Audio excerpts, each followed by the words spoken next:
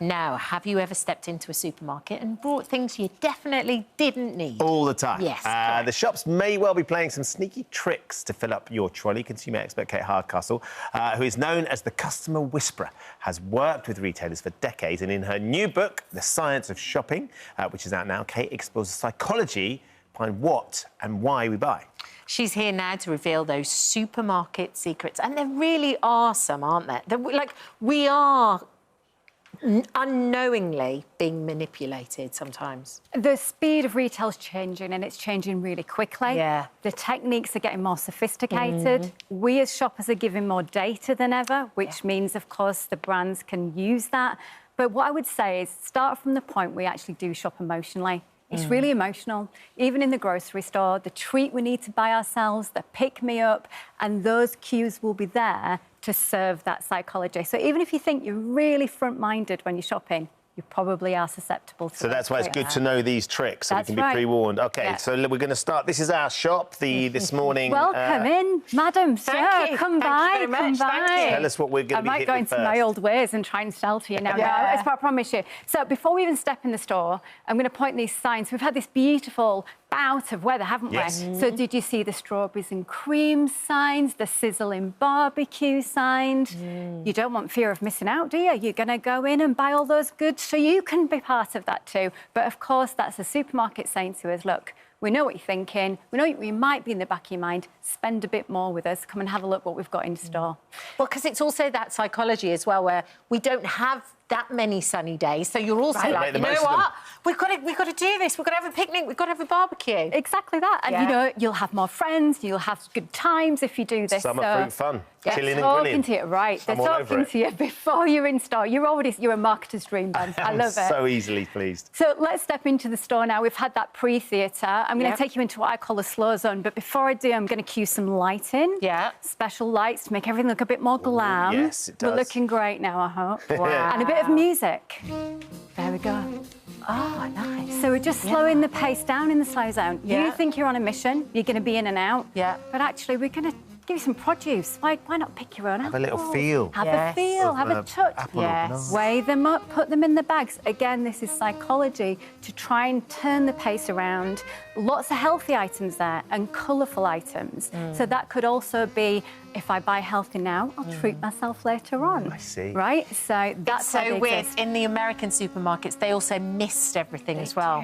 So everything is kind of all lush and misty. Like it's really, it's another level. Strawberry filter over it. Well, there's a very famous Los Angeles supermarket called Air One, in which their fruit and veg display is, it's almost social media worthy. And this is all the psychology of I'm buying healthy, I'm buying well, let's treat myself.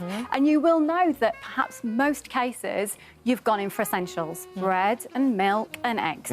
But just like IKEA, maybe not that easy to find and not connected. So your bread's in one place, your eggs are right over there. And again, that's to take us past high-value items to the supermarket, bargains, offers, promotions, just to sway us, just to put things in different places in front of us, because we call that dwell time, the amount of time you're in store. It's more time for us to sell as a retailer. So they're purposely putting the things that they know you're going to want to buy together apart, so you get dragged down the different aisles. That's right. Now, the science bit, this really is a little bit of focus. Your shelves are going to be where you're going to pick most products up, and this is the bit I'm going to just ask you to really think differently. I want you to basically shop high and shop low, because this is what we call grab level. It's also called maximum profit level. So you're going to see most of the brands you know. Exactly. Easy reach, normally in kids' eye height as well. So it might be brands they know, maybe some nostalgia, the brands you loved as a kid. But if you look into this, the prices here, even if there's an offer, I'm going to ask you to look a bit deeper. On the shelf, you'll see a ticket, and there'll be a big price and a big promotion. And underneath that, there'll be a price per unit paid. This is a bit I really want people to take away.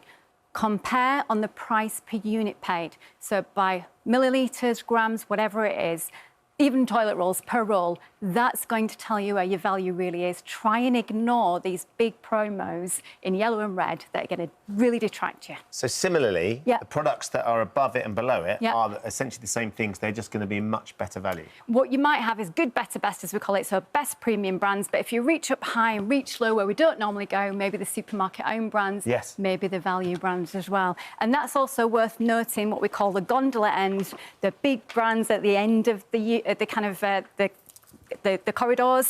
So you're going to see those big brands popping out with the big promos. Can't miss this. Maybe a random paddling pool aisle as well. You know, all these things I can treat myself. I've done that. Right? I've done so well on my savings. I'm going to reward myself. And speaking of rewards, this then you've done so well. You did it. You nearly made it out the door. You get to the checkout. And then there's all of these items. We used to call it candy lane. It used to just be sweet. But now they really understand the supermarket well-being, maybe items for the household that are pickups. Do you check the prices when you pick them up? No. It's all last minute. Just whack it in the trolley. Yeah, because she's putting everything on the counter. Some of the batteries I need those. All nuts. They're good for me. Exactly. So this, again, right when you think you've made it out the door, you still can fall foul. So a couple of quick tips. Always go in with a list. Always check the list of what you need and make sure, if you can, you've got a budget that you're going to stick to. I always put mine on a prepaid card and then I can't spend over. Really? Yes. It's so funny as well. I have been to the supermarket hungry before as well, which is a disaster. Truly a disaster. And as well, you're going to be feeding that snack attack right there and then. Totally. Same with the kids. So, yeah, this summer, we know today with the inflation going as well, the food prices have gone up again. This is ever more pertinent. Just be mindful, if you're in charge of it and you understand some of the tricks, at least you feel you can navigate a better value for your house. That's Shop brilliant. Smart. Love it. Thank you, Kate. Thank That's absolutely brilliant. Thank you very much indeed. Thank you for visiting our This Morning YouTube channel. We upload new content every day, so go ahead and hit that subscribe button so you don't miss out, and we'll see you in the morning.